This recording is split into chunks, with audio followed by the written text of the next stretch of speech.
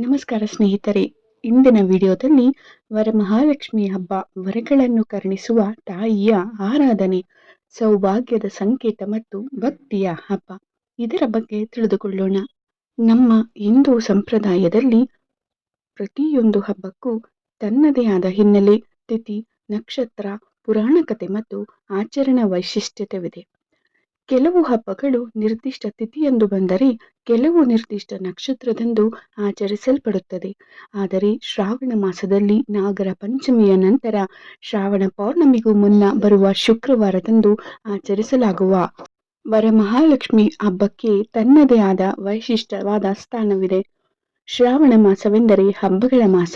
ನಾಗರ ಪಂಚಮಿ, ಸಿರಿಯಾಳ ಷಷ್ಠಿ, ವರಮಹಾಲಕ್ಷ್ಮಿ, ರಕ್ಷಾಬಂಧನ, ಕೃಷ್ಣ ಜನ್ಮಾಷ್ಟಮಿ ಸೇರಿದಂತೆ ಅನೇಕ ಆಚರಣೆಗಳು ಈ ಪವಿತ್ರ ಮಾಸವನ್ನು ಮತ್ತಷ್ಟು ವಿಶೇಷವಾಗಿಸುತ್ತದೆ. ವರಮಹಾಲಕ್ಷ್ಮಿ ಎಂದರೆ ವರಗಳನ್ನು ಕರುಣಿಸುವ ಮಹಾಲಕ್ಷ್ಮಿ. ಸುಖ, ಸೌಭಾಗ್ಯ, ಸಂಪತ್ತು, ಆರೋಗ್ಯ, ಸಂತಾನ, ಧಾನ್ಯ, ವಿಜಯ ಮತ್ತು ನೆಮ್ಮದಿಯನ್ನು ಕರುಣಿಸುವ ದೇವತೆಯಾಗಿ ಮಹಾಲಕ್ಷ್ಮಿಯನ್ನು ಭಾರತೀಯ ಸಂಪ್ರದಾಯದಲ್ಲಿ ಆಧರಿಸಲಾಗುತ್ತದೆ.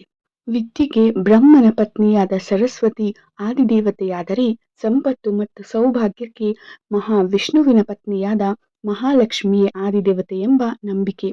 ಆದ್ದರಿಂದಲೇ ಲಕ್ಷ್ಮಿಯು ಒಲಿದರೆ ಬದುಕು ಹಸನಾಗುತ್ತದೆ ಎಂಬ ಮಾತು ಜನಮಾನಸದಲ್ಲಿ ಗಾಢವಾಗಿ ಬೇರೂರಿದೆ. ಆದರೆ ಈ ಹಬ್ಬದ ನಿಜವಾದ ಸಂದೇಶ ಕೇವಲ ಹಣ ಸಂಪತ್ತಿನ ಬಗ್ಗೆ ಅಲ್ಲ.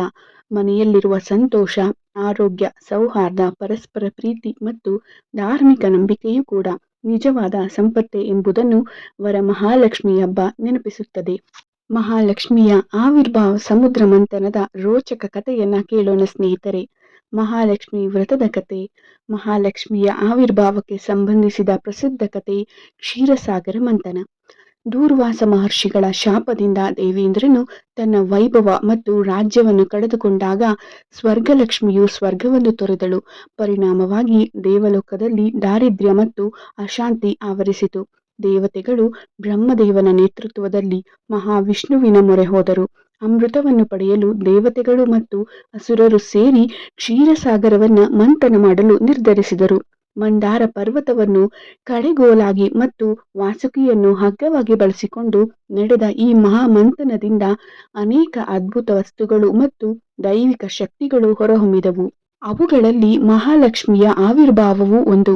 ಶ್ವೇತವರ್ಣದ ದಿವ್ಯ ರೂಪದಲ್ಲಿ ಕಮಲದ ಮೇಲೆ ಆವಿರ್ಭವಿಸಿದ ಮಹಾಲಕ್ಷ್ಮಿಯನ್ನು ಕಂಡ ದೇವತೆಗಳು ಸ್ತುತಿಸಿದರು. ಅಂತಿಮವಾಗಿ ಮಹಾಲಕ್ಷ್ಮಿ ಮಹಾವಿಷ್ಣುವನ್ನು ವರಿಸಿಕೊಂಡಳು. ಆ ಕಾರಣದಿಂದಲೇ ಲಕ್ಷ್ಮಿಯನ್ನು ಕ್ಷೀರ ಸಮುದ್ರ ಸಂಭವೆ, ಸಮುದ್ರ ರಾಜನ ಪುತ್ರಿ, ಕಮಲವಾಸಿನಿ ಮುಂತಾದ ಹೆಸರುಗಳಿಂದಲೂ ಕರೆಯಲಾಗುತ್ತದೆ. ಚಾರುಮತಿಯ ಭಕ್ತಿಗೆ ಒಲಿದ ವರಮಹಾಲಕ್ಷ್ಮಿ. ವರಮಹಾಲಕ್ಷ್ಮಿ ವ್ರತದ ಮಹತ್ವವನ್ನು ವಿವರಿಸುವ ಅತ್ಯಂತ ಜನಪ್ರಿಯ ಕಥೆ ಚಾರುಮತಿಯ ಕಥೆ. ಕುಂಡಿನ ಎಂಬ ಊರಿನಲ್ಲಿ ಚಾರುಮತಿ ಎಂಬ ಸತಿಶೀಲ ಮಹಿಳೆ ವಾಸಿಸುತ್ತಿದ್ದಳು. ಬಡತನವಿದ್ದರೂ ತನ್ನ ವಯೋವೃದ್ಧ ಅತ್ತೆ ಮಾವಂದಿರನ್ನು ಅತ್ಯಂತ ಶ್ರದ್ಧೆ ಮತ್ತು ಪ್ರೀತಿಯಿಂದ ನೋಡಿಕೊಳ್ಳುತ್ತಿದ್ದಳು. ಅವರ ಅನಾರೋಗ್ಯವನ್ನು ಕಂಡು ಚಾರುಮತಿಯ ಹೃದಯ ಕರಗುತ್ತಿತ್ತು. ಅಮ್ಮ ಮಹಾಲಕ್ಷ್ಮಿ, ನನ್ನ ಅತ್ತೆ ಮಾವಂದಿರ ನೋವನ್ನು ದೂರ ಮಾಡು ಎಂದು ಆಕೆ ಪ್ರತಿದಿನವೂ ಪ್ರಾರ್ಥಿಸುತ್ತಿದ್ದಳು. ಒಂದು ದಿನ ಮಹಾಲಕ್ಷ್ಮಿಯೇ ಚಾರುಮತಿಯ ಕನಸಿನಲ್ಲಿ ಪ್ರತ್ಯಕ್ಷಳಾಗಿ ಶ್ರಾವಣ ಮಾಸದ ಪೌರ್ಣಮಿಗೂ ಮುನ್ನ ಬರುವ ಶುಕ್ರವಾರ ತನ್ನನ್ನು ಭಕ್ತಿಯಿಂದ ಪೂಜಿಸುವಂತೆ ತಿಳಿಸಿದಳು. ಚಾರುಮತಿ ತನ್ನ ಕನಸಿನ ವಿಷಯವನ್ನು ಬಂಧು ಬಳಗದವರಿಗೆ ತಿಳಿಸಿದಳು. ಎಲ್ಲರೂ ಸೇರಿ ವರಮಹಾಲಕ್ಷ್ಮಿ ವ್ರತವನ್ನು ಭಕ್ತಿಯಿಂದ ಆಚರಿಸಿದರು. ಕಥೆಯ ಪ್ರಕಾರ ಆಕೆಯ ಬಡತನ ನಿವಾರಣೆಯಾಯಿತು. ಅತ್ತೆ ಮಾವಂದಿರ ಆರೋಗ್ಯವು ಸುಧಾರಿಸಿತು. ಕುಟುಂಬದಲ್ಲಿ ಸುಖ, ಸೌಭಾಗ್ಯ ಮತ್ತು ಸಮೃದ್ಧಿ ನೆಲೆಸಿತು. ಹೀಗಾಗಿ ಚಾರುಮತಿಯ ಕಥೆ ಮುಖ್ಯ ಸಂದೇಶ ಭಕ್ತಿಗಿಂತ ದೊಡ್ಡ ಸಂಪತ್ತು ಮತ್ತೊಂದಿಲ್ಲ. ಸೇವೆ ಮತ್ತು ನಿಸ್ವಾರ್ಥ ಮನಸ್ಸಿಗೆ ದೈವಾನುಗ್ರಹ ದೊರೆಯುತ್ತದೆ ಎಂಬುದು. ಆಗಸ್ಟ್ 21ರ ಶುಕ್ರವಾರದಂದು ಬಂದಿರುವ ಈ ವರಮಹಾಲಕ್ಷ್ಮಿ ವ್ರತವು ಬೆಳಗ್ಗೆ 6:10ರಿಂದ 8:20ರವರೆಗೆ ಕಲಶ ಸ್ಥಾಪನೆಗೆ ಅತ್ಯಂತ ಉತ್ತಮವಾದ ಸಮಯ. ವೃಶ್ಚಿಕ ಲಗ್ನದಲ್ಲಿ ಮಧ್ಯಾಹ್ನ ಸರಿಯಾದ ಸಮಯ. ಕುಂಭ ಲಗ್ನ ಅಂದರೆ ಸಂಜೆಗೆ ಅಥವಾ ರಾತ್ರಿ ಪೂಜೆ ಮಾಡುವವರಿಗೆ, ಬೆಳಗ್ಗೆ ಮಾಡುವವರಿಗೆ ಸಿಂಹ ಲಗ್ನದ ಸಮಯ. ವರಮಹಾಲಕ್ಷ್ಮಿ ಪೂಜೆಯ ಸಿದ್ಧತೆಯನ್ನು ಹೇಗೆ ಮಾಡಬೇಕು ಎಂಬುದನ್ನು ತಿಳಿಯೋಣ ಸ್ನೇಹಿತರೆ. ಹಬ್ಬದ ದಿನ ಮುಂಜಾನೆ ಮನೆಯವರು ಶುಚಿರ್ಭೂತರಾಗಿ ಮನೆ ಮತ್ತು ಪೂಜಾ ಸ್ಥಳವನ್ನು ಸ್ವಚ್ಛಗೊಳಿಸಿಕೊಂಡು ಸಂಪ್ರದಾಯದಂತೆ ರಂಗೋಲಿಯನ್ನ ಹಾಕಿ ಮಣೆ ಅಥವಾ ಪೀಠವನ್ನ ಸಿದ್ಧಪಡಿಸಲು ಮಾಡಿಕೊಂಡು ಅಕ್ಕಿಯ ಮೇಲೆ ಬೆಳ್ಳಿ ತಾಮ್ರ ಅಥವಾ ಲಭ್ಯವಿರುವ ಕಳಶವನ್ನು ಸ್ಥಾಪಿಸಿ ಅದರಲ್ಲಿ ಶುದ್ಧ ನೀರು ತುಂಬುತ್ತಾರೆ. ಕೆಲವು ಸಂಪ್ರದಾಯಗಳಲ್ಲಿ ಒಣ ದ್ರಾಕ್ಷಿ, ಗೋಡಂಬಿ, ಬಾದಾಮಿ, ಉತ್ತುತ್ತಿ, ಕಲ್ಲು ಸಕ್ಕರೆ ಹಾಗೂ ಬೆಳ್ಳಿ ಅಥವಾ ಬಂಗಾರದ ನಾಣ್ಯಗಳನ್ನು ಕಲಶದಲ್ಲಿ ಇಡುತ್ತಾರೆ. ಶುಭತೆಯ ಸಂಕೇತವಾಗಿ ಅರಿಶಿನವನ್ನು ಹಾಕಿ ಮೇಲೆ ಮಾವಿನ ಎಲೆಗಳನ್ನು ಇಟ್ಟು ಅರಿಶಿನ ಕುಂಕುಮದಿಂದ ಅಲಂಕರಿಸಿದ ತೆಂಗಿನಕಾಯಿಯನ್ನು ಸ್ಥಾಪಿಸಲಾಗುತ್ತದೆ. ಕಲಶದ ಮುಂದೆ ಮಹಾಲಕ್ಷ್ಮಿಯ ಬೆಳ್ಳಿ ವಿಗ್ರಹ ಅಥವಾ ಬೆಳ್ಳಿ ಮುಖವಾಡವನ್ನು ಇಡಲಾಗುತ್ತದೆ. ಅದು ಸಾಧ್ಯವಾಗದಿದ್ದರೆ ಅರಿಶಿನದಿಂದಲೇ ಲಕ್ಷ್ಮಿಯ ಪ್ರತಿರೂಪವನ್ನು ರೂಪಿಸುವ ಸಂಪ್ರದಾಯವೂ ಇದೆ. ಸಮುದ್ರ ಮಂಥನದಿಂದ ಮಹಾಲಕ್ಷ್ಮಿ ಶ್ವೇತವರ್ಣದ ದಿವ್ಯ ರೂಪದಲ್ಲಿ ಆವಿರ್ಭವಿಸಿದಳು ಎಂಬ ಪೌರಾಣಿಕ ನಂಬಿಕೆಯ ಹಿನ್ನೆಲೆಯಲ್ಲಿ ಮಾತ್ರ ಕೆಲವು ಮನೆಗಳಲ್ಲಿ ಕೆಂಪು ಹಂಚಿನ ಬಿಳಿ ಸೀರೆಯಿಂದ ದೇವಿಯನ್ನು ಅಲಂಕರಿಸುವ ಪದ್ಧತಿ ಇದೆ. ಇದರ ಜೊತೆಗೆ ಹೂವಿನ ಹಾರಗಳು, ತೋಮಾಲೆಗಳು ಮತ್ತು ಮನೆಯಲ್ಲಿರುವ ಚಿನ್ನಾಭರಣಗಳಿಂದ ದೇವಿಯನ್ನು ಅಲಂಕರಿಸಲಾಗುತ್ತದೆ. ಇಲ್ಲಿ ಒಂದು ಸುಂದರವಾದ ಅರ್ಥವಿದೆ. ಲಕ್ಷ್ಮಿಗೆ ನಾವು ಚಿನ್ನ ಕೊಡುವುದಕ್ಕಿಂತ ನಮ್ಮ ಮನಸ್ಸಿನ ಶುದ್ಧತೆ ಮತ್ತು ಮನೆಯ ಸೌಹಾರ್ದವೇ ದೊಡ್ಡ ಆಭರಣ ಅಲ್ಲವೇ? ಮೊದಲು ನಂದಾದೀಪವನ್ನು ಬೆಳಗಿಸಿ ಘಂಟಾನಾದದೊಂದಿಗೆ ಗಣಪತಿಯನ್ನು ಪೂಜಿಸಬೇಕು. ನಂತರ ಮಹಾಲಕ್ಷ್ಮಿಯನ್ನು ಧ್ಯಾನಿಸಿ ಆವಾಹನೆ, ಆರ್ಘ್ಯ, ಪಾದ್ಯ ಮುಂತಾದ ಉಪಚಾರಗಳನ್ನು ಸಲ್ಲಿಸಬೇಕು.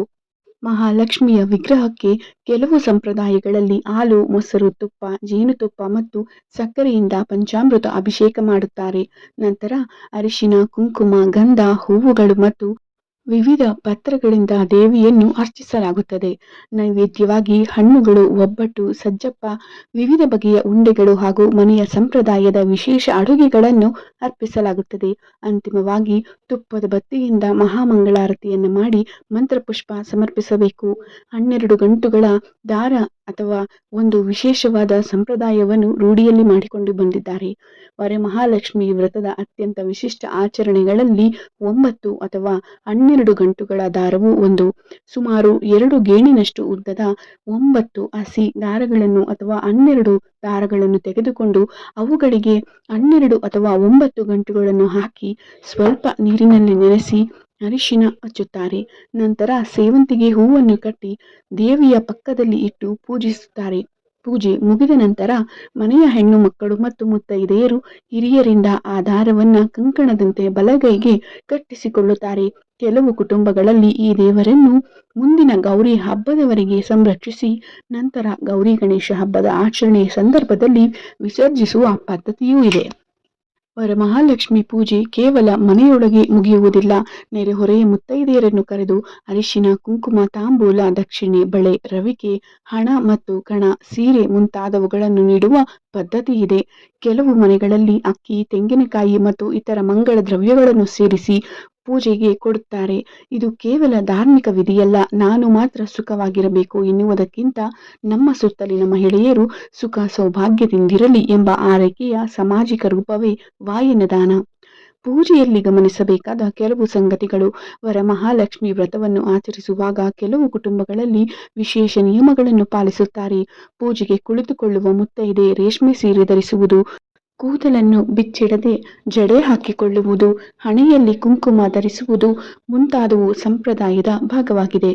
ಮನೆಯ ಬಾಗಿಲಿಗೆ ಮತ್ತು ಪೂಜಾ ಸ್ಥಳಕ್ಕೆ ಸಾಧ್ಯವಾದಷ್ಟು ನೈಸರ್ಗಿಕವಾದ ಮಾವಿನ ಎಲೆ, ಬಾಳೆ ಎಲೆ ಮತ್ತು ಬಾಳೆ ಕಂಬಗಳನ್ನೇ ಬಳಸುವುದು ಉತ್ತಮ. ಕೃತಕ ಪ್ಲಾಸ್ಟಿಕ್ ಅಲಂಕಾರಗಳಿಗಿಂತ ನೈಸರ್ಗಿಕ ವಸ್ತುಗಳು ಹಬ್ಬದ ಪರಿಸರ ಸ್ನೇಹಿ ಸ್ವರೂಪವನ್ನು ಉಳಿಸುತ್ತವೆ. ದಾನ ಮಾಡುವಾಗಲೂ ಉತ್ತಮ ಗುಣಮಟ್ಟದ ಅಕ್ಕಿ, ಬೇಳೆ, ತರಕಾರಿ ಮತ್ತು ಉಪಯುಕ್ತ ವಸ್ತುಗಳನ್ನು ನೀಡುವುದು ಮುಖ್ಯ. ಪುರೋಹಿತರಿಗೆ ನೀಡುವ ಪಂಚೆ, ಶಲ್ಯ ಅಥವಾ ಮುತ್ತೈದೆಯರಿಗೆ ನೀಡುವ ಸೀರೆ ರವಿಕೆ ಕಣ ಧರಿಸಲು ಯೋಗ್ಯವಾಗಿರಬೇಕು ಎಂಬುದು ನಮ್ಮ ಹಿರಿಯರ ಆಶಯ. ಇಂದಿನ ಕಾಲದಲ್ಲಿ ಹಬ್ಬದ ಅರ್ಥ ಏನು? ಇಂದು ವರಮಹಾಲಕ್ಷ್ಮಿ ಹಬ್ಬವು ದೊಡ್ಡ ಪ್ರಮಾಣದಲ್ಲಿ ಆಚರಿಸಲ್ಪಡುತ್ತಿದೆ. ಮನೆ ಮನೆಗಳಲ್ಲಿ ಸುಂದರ ಅಲಂಕಾರ, ಅದ್ದೂರಿ ಪೂಜೆ, ವಿವಿಧ ಬಗೆಯ ನೈವೇದ್ಯ ಮತ್ತು ಆಭರಣಗಳಿಂದ ದೇವಿಯ ಅಲಂಕಾರವನ್ನು ನಡೆಸುತ್ತಾರೆ. ಆದರೆ ಇಲ್ಲೊಂದು ವಿಚಾರವನ್ನು ನಾವು ಮರೆಯಬಾರದು. ವರಮಹಾಲಕ್ಷ್ಮಿ ಎಂದರೆ ಕೇವಲ ಹಣದ ದೇವತೆಯಲ್ಲ, ಆರೋಗ್ಯದ ಸಂಪತ್ತು, ಸಂತೋಷವೂ ಸಂಪತ್ತು, ಉತ್ತಮ ಸಂಬಂಧಗಳು ಸಂಪತ್ತು, ಮನೆಯ ನೆಮ್ಮದಿಯೂ ಸಂಪತ್ತು, ಒಳ್ಳೆಯ ಮಕ್ಕಳು ಕೂಡ ಸಂಪತ್ತು, ಪರಸ್ಪರ ಗೌರವವೂ ಸಂಪತ್ತು. ಹೀಗಿರುವಾಗ ದೇವರ ಮುಂದೆ ಲಕ್ಷಾಂತರ ರೂಪಾಯಿ ಮೌಲ್ಯದ ಆಭರಣಗಳನ್ನು ಪ್ರದರ್ಶಿಸುವುದಕ್ಕಿಂತ ಒಂದು ಅಗತ್ಯವಿರುವ ಕುಟುಂಬಕ್ಕೆ ನೆರವಾಗುವುದು, ಬಡ ವಿದ್ಯಾರ್ಥಿಯು ಶಿಕ್ಷಣಕ್ಕೆ ಸಹಾಯ ಮಾಡುವುದು, ಹಸಿದವನಿಗೆ ಅನ್ನ ನೀಡುವುದು ಅಥವಾ ಅನಾರೋಗ್ಯದಲ್ಲಿರುವವರಿಗೆ ಔಷಧಿ ಕೊಡಿಸುವುದು ಇವೆಲ್ಲವೂ ಮಹಾಲಕ್ಷ್ಮಿಯ ಆರಾಧನೆಯ ಅತ್ಯಂತ ಸುಂದರ ರೂಪಗಳಲ್ಲವೇ. ಇತ್ತೀಚಿನ ದಿನಗಳಲ್ಲಿ ಕೆಲವು ಕಡೆಗಳಲ್ಲಿ ವರಮಹಾಲಕ್ಷ್ಮಿ ಪೂಜೆ ಭಕ್ತಿಗಿಂತ ಆಡಂಬರದ ಪ್ರದರ್ಶನವಾಗುತ್ತಿರುವುದು ವಿಷಾದಕರ. ಮನೆಯಲ್ಲಿರುವ ಎಲ್ಲ ಚಿನ್ನಾಭರಣಗಳನ್ನು ದೇವಿಯ ಮುಂದೆ ಪ್ರದರ್ಶಿಸುವುದು, ಹೊಸ ಹೊಸ ನೋಟುಗಳನ್ನು ರಾಶಿಯಾಗಿ ಇಡುವುದು ಅಥವಾ ಪೂಜೆಯನ್ನು ಸಾಮಾಜಿಕ ಪ್ರತಿಷ್ಠೆಯ ಪ್ರದರ್ಶನಕ್ಕಾಗಿ ಮಾಡುವುದು ಹಬ್ಬದ ಮೂಲ ಉದ್ದೇಶವಲ್ಲ. ನಮ್ಮ ಪುರಾಣಗಳೇ ಇದಕ್ಕೆ ಉತ್ತರ ನೀಡುತ್ತವೆ. ಕುಚೇಲನು ಶ್ರೀಕೃಷ್ಣನಿಗೆ ಕೊಟ್ಟದ್ದು ಒಂದು ಹಿಡಿ ಅವಲಕ್ಕಿ, ಆದರೆ ಕೃಷ್ಣನಿಗೆ ಅದರ ಹಿಂದೆ ಇದ್ದ ಸ್ನೇಹ ಮತ್ತು ಪ್ರೀತಿಯೇ ಮುಖ್ಯವಾಗಿತ್ತು. ಮತ್ತೊಂದು ಪ್ರಸಿದ್ಧ ಕಥೆಯಲ್ಲಿ ದ್ರೌಪದಿಯ ಒಂದು ಸಣ್ಣ ಅಗಸೆಯ ಎಲೆಯ ತುಂಡು ದೂರ್ವಾಸ ಮುನಿ ಮತ್ತು ಅವರ ಶಿಷ್ಯರ ಹಸಿವನ್ನು ನೀಗಿಸಿದ ಅದ್ಭುತ ಪ್ರಸಂಗವನ್ನು ನಾವು ಕಾಣುತ್ತೇವೆ. ಹೀಗಾಗಿ ದೇವರಿಗೆ ನಾವು ಎಷ್ಟು ಕೊಟ್ಟೆವು ಎಂಬುದಕ್ಕಿಂತ ಯಾವ ಮನಸ್ಸಿನಿಂದ ಕೊಟ್ಟೆವು ಎಂಬುದೇ ಮುಖ್ಯ. ವರಮಹಾಲಕ್ಷ್ಮಿ ಹಬ್ಬದ ನಿಜವಾದ ಸಂಪತ್ತು ನಮ್ಮ ಮನೆಯ ಅಲಂಕಾರದಲ್ಲಿಲ್ಲ, ಅದು ನಮ್ಮ ಹೃದಯದಲ್ಲಿದೆ. ತಾಯಿಯಂತೆ ಕರುಣಿಸುವ ಲಕ್ಷ್ಮಿಯನ್ನು ಪೂಜಿಸುವಾಗ ನಮ್ಮೊಳಗೂ ಸ್ವಲ್ಪ ಕರುಣೆ, ಸ್ವಲ್ಪ ದಾನಶೀಲತೆ, ಸ್ವಲ್ಪ ಪ್ರೀತಿ ಮತ್ತು ಸ್ವಲ್ಪ ಮಾನವೀಯತೆ ಬೆಳೆಯಬೇಕಲ್ಲವೇ. ಮನೆಯಲ್ಲಿರುವ ಸಂಪತ್ತು ಹೆಚ್ಚಾಗಲಿ ಎಂದು ಕೇಳುವ ಮೊದಲು ನಮ್ಮ ಮನಸ್ಸಿನಲ್ಲಿರುವ ಒಳ್ಳೆಯತನ ಹೆಚ್ಚಾಗಲಿ ಎಂದು ಕೇಳಿ ಪ್ರಾರ್ಥಿಸೋಣ. ಅಷ್ಟಲಕ್ಷ್ಮಿಯ ಚಿತ್ರ ಅಥವಾ ವಿಗ್ರಹವನ್ನು ಇಡಬೇಕು. ಸಿಗದಿದ್ದರೆ ಮಾರುಕಟ್ಟೆಯಲ್ಲಿ ಆದರೂ ಹುಡುಕಿ ತಂದು ಅಥವಾ ನಿಮ್ಮ ಒಂದು ಪ್ರತಿಕೃತಿಯನ್ನ ಇಟ್ಟು ಪೂಜೆ ಮಾಡಬೇಕು. ಕಳಶ, ಚಂದನ, ಅಕ್ಷತೆ, ಅಕ್ಕಿ ಹಿಟ್ಟು ಮತ್ತು ಬಣ್ಣಗಳು, ರಂಗೋಲಿಯನ್ನು ಬಿಡಿಸಲು ಕುಂಕುಮ, ಅರಿಶಿಣದ ಪುಡಿ, ಬಾಳೆ ಎಲೆಗಳು, ಕಮಲದ ಹೂವು, ಮಾವಿನ ಎಲೆಗಳು, ಕೆಲವು ತೆಂಗಿನಕಾಯಿಗಳು, ಪೀಠ ಮತ್ತು ತಾಂಬೂಲ, ಪೂರ್ಣ ಕಚ್ಚಾ ಅಕ್ಕಿ ಧಾನ್ಯಗಳು, ದೇವಿಯ ವಸ್ತ್ರ, ದೇವಿ ಆಭೂಷಣ, ಹೂವುಗಳು ಮತ್ತು ಹಾರ, ವೀಳ್ಯದೆಲೆ, ಬಾಳೆಹಣ್ಣು, ಹಣ್ಣುಗಳು, ಹಾಲು, ಒಣ ಹಣ್ಣುಗಳು ಮತ್ತು ಬೀಜಗಳು, ಪಂಚಾಮೃತ, ಕಲಶದಲ್ಲಿ ತುಂಬಿಸಲು ಪರಿಮಳಯುಕ್ತವಾದ ನೀರು, ಅಂದರೆ ಅದಕ್ಕೆ ಏಲಕ್ಕಿ, ಕೇಸರಿ, ಲವಂಗ, ಖಾದ್ಯ, ಕರ್ಪೂರ ಮತ್ತು ಗದೆಯನ್ನು ಒಳಗೊಂಡಿರುತ್ತವೆ. ತೋರಣ 9 ದಾರಗಳು ಮತ್ತು 9 ಗಂಟುಗಳನ್ನು ಒಳಗೊಂಡಿರುವ ಪವಿತ್ರ ದಾರವನ್ನು ಅರಿಶಿಣದ ಪುಡಿಯಿಂದ ಲೇಪಿಸಿ ಮಣಿಕಟ್ಟಿಗೆ ಕಟ್ಟಲಾಗುತ್ತದೆ. ಪೊಂಗುನೂಲ್ ಅಂದರೆ ಅರಿಶಿಣ ಪುಡಿಯಿಂದ ಹೊದಿಸಿ ಕುತ್ತಿಗೆಗೆ ಅಲಂಕರಿಸಿದ ಒಂದೇ ಒಂದು ದಾರ. ಮಹಾಲಕ್ಷ್ಮಿ ಸ್ತೋತ್ರ ಪುಸ್ತಕ ಮತ್ತು ನೈವೇದ್ಯ, ಪ್ರಾರ್ಥನೆಗೆ ಹಾಜರಾಗುವ ಮಹಿಳೆಯರಿಗೆ ವಿತರಿಸಲಾಗುವ ಟೀಕಾಫೆ ಸೆಟ್ಗಳು, ಅಂದರೆ ಅದರಲ್ಲಿ ತಾಂಬೂಲ ಮತ್ತು ಕರೆಯಲಾಗುತ್ತದೆ. ಇದರಲ್ಲಿ ಬಾಳೆಹಣ್ಣು, ತೆಂಗಿನಕಾಯಿ, ವೀಳ್ಯದೆಲೆ, ಬೀಜಗಳು, ಅರಿಶಿಣದಲ್ಲಿ ಲೇಪಿತವಾದ ದಾರ, ಕುಪ್ಪಸ, ತುಂಡು ಮತ್ತು ₹1 ನಾಣ್ಯವು ಸೇರಿದೆ. ಪ್ರಸಾದ ವಿತರಿಸಲು ಕಾಗದದ ತಟ್ಟೆಗಳು ಮತ್ತು ಬಟ್ಟಲುಗಳನ್ನು ಸಿದ್ಧಪಡಿಸಿಕೊಳ್ಳಬೇಕು. ವರಮಹಾಲಕ್ಷ್ಮಿ ಪೂಜೆ ವಿಧಿಯನ್ನು ಆಚರಿಸುವ ಸಿದ್ಧತೆಗಳು ನಿಜವಾದ ದಿನವಾದ ಗುರುವಾರಕ್ಕಿಂತ 1 ದಿನ ಮುಂಚಿತವಾಗಿ ಪ್ರಾರಂಭವಾಗುತ್ತದೆ.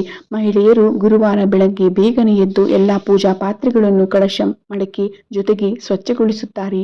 ದೀಪಗಳಿಗೆ ಎಣ್ಣೆ ಹಚ್ಚಿ ಪಕ್ಕಕ್ಕೆ ಸರಿಸಿ ಮೇಲೆ ಹೇಳಿದಂತೆ ತೋರಣ ಮತ್ತು ಪೊಂಗುನೂಲನ್ನು ಕುಂಕುಮದೊಂದಿಗೆ ಮಾಡಿ ಪೂಜಾ ತಟ್ಟೆಯನ್ನು ಜೋಡಿಸಿ ಈ ಸಂಪೂರ್ಣ ಸಾಮಗ್ರಿಯನ್ನು ಮರುದಿನದ ವರಮಹಾಲಕ್ಷ್ಮಿ ವ್ರತದ ಪೂಜೆಗೆ ಸಿದ್ಧಪಡಿಸಿಕೊಳ್ಳಬೇಕು.